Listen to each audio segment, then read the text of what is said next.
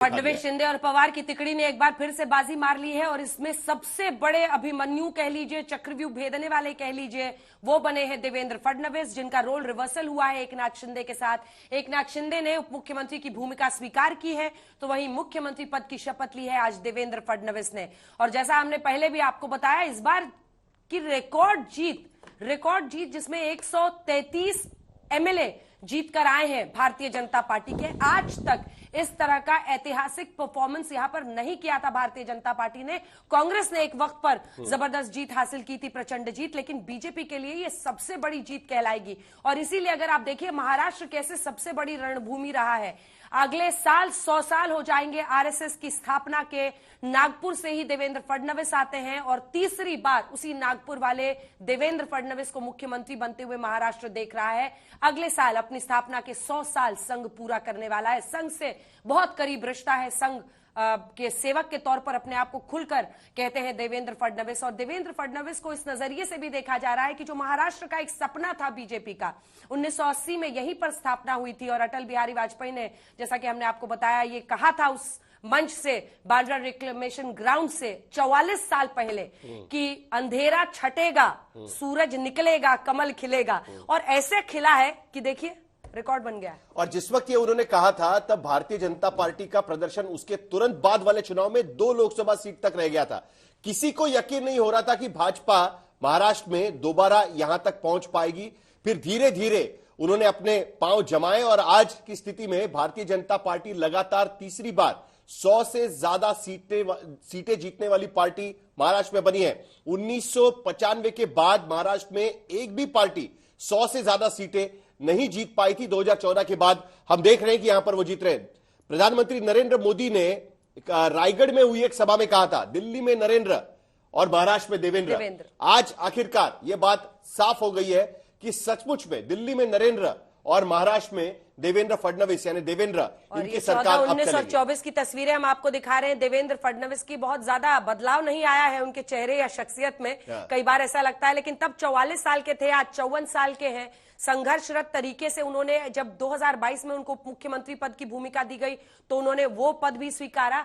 और उसके बाद से 19 में जो स्थिति आई थी वो भी आपने देखा ही, सुबह सवेरे अजित पवार के साथ शपथ ले ली थी, 2 से 3 दिन ही रह पाए और फिर महाविकास अघाड़ी की सरकार बनी। हालांकि 19 की ये तस्वीर जो है ना, ये तस्वीर सही नहीं है। ये विधानसभा में जब उन्होंने विधायक के तौर पर शपथ ली थी उसकी तस्वीर हम दिखा रहे हैं। दरअसल तस्वीर जो है, तभी उन्होंने देखिए लीडर ऑफ ऑपोजिशन की भूमिका को स्वीकारा और जबरदस्त तरीके से घेरते रहे अघाड़ी की सरकार। बिल्कुल, क्योंकि जो 19 की तस्वीर है वो सिर्फ एएनआई पे आई थी, वो राजभवन में ली गई तस्वीर थी। राजभवन में सिर्फ 2 लोगों का शपथ हुआ था।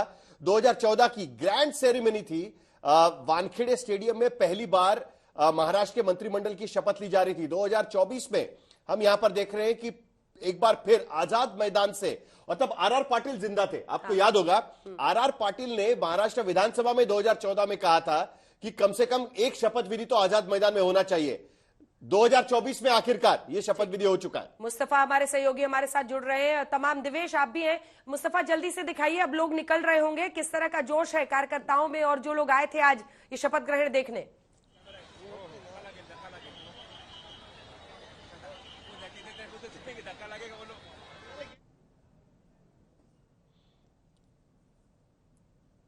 नहीं, चलिए दिव्येश के पास चलते हैं। दिव्येश सिंह, क्या स्थिति है? अब तो कार्यक्रम खत्म हो चुका है, लोगों का निकलना शुरू हो चुका है, क्या वही जोश है?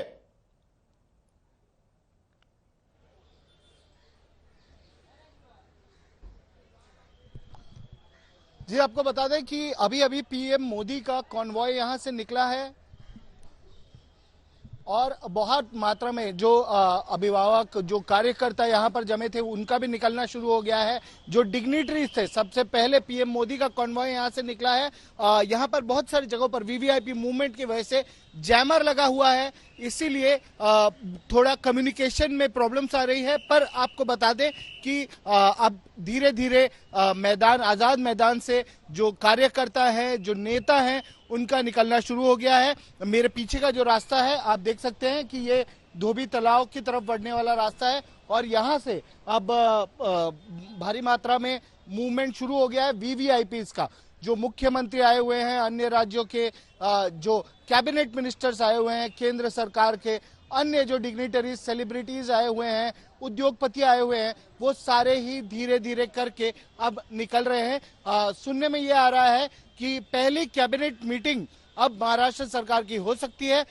देवेंद्र फडणवीस मुख्यमंत्री महाराष्ट्र के, उनकी अध्यक्षता में, और अभी अभी थोड़ी देर में यह मीटिंग शुरू हो सकती है। साहिल, देखिए, सबसे बड़ी बात तो हमें यह देखनी होगी अंजना कि अब पोर्टफोलियो डिस्ट्रीब्यूशन किस तरीके से होता है, क्योंकि कुछ तो पोर्टफोलियो डेप्यूटी चीफ मिनिस्टर्स को भी देने पड़ेंगे और उसके बाद जब कैबिनेट एक्सपांशन होगा तब बाकी पोर्टफोलियोज भी दिए जाएंगे। और शिवसेना शाम तक यह कोशिश कर रही थी कि उन्हें यह पोर्टफोलियो मिले। मुस्तफा शेख भी हमारे साथ जुड़े हुए हैं। मुस्तफा, अगर हमारी आवाज आपको आ रही है, अब तो शपथ ग्रहण खत्म हुआ, प्रधानमंत्री निकल चुके हैं कैबिनेट के लिए, क्या मुख्यमंत्री और दोनों उप मुख्यमंत्री वो भी निकल चुके हैं? और जो लोग वहां पर हैं, अगर उनसे बातचीत कीजिए, उनके लिए कैसा अनुभव रहा?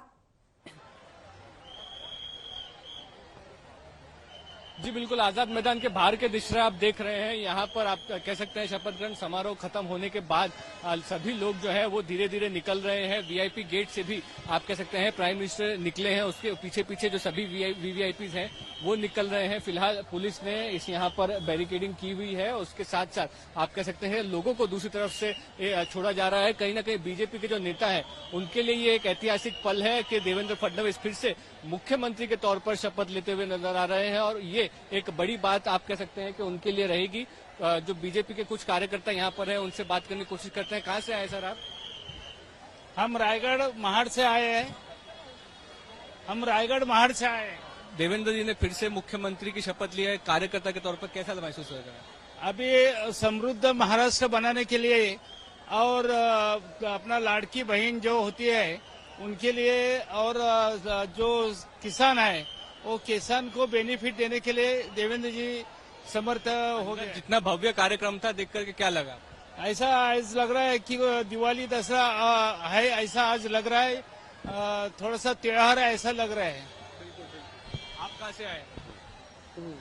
मैं लातूर से आया हूँ। राजकुमार पाटिल मेरा नाम है। भारतीय जनता पार्टी किसान मोर्चा का मैं प्रदेश उपाध्यक्ष हूँ। मुझे आज इतनी बीजेपी की सरकार बनी है, मुख्यमंत्री के तौर पर देवेंद्र जी ने अब चैलेंज शपथ शुरू हो ली है। जाएगा मुस्तफा, लातूर में भी आप क्योंकि पार्टी के लिए किसानों काम को कर वादा रहे हैं। किया गया है कि पूरे के पूरे हम कर्जा माफ कर देंगे। दूसरी तरफ वादा किया गया है लाडली बहनाओं को 1500 रुपये का 2100 कर देंगे। तो अभी तो चलिए खुशी का माहौल चल रहा है। अब किसानों की बात जब होगी तब जो जगदीप धनखड़ कह चुके हैं उसकी भी बात की जाएगी।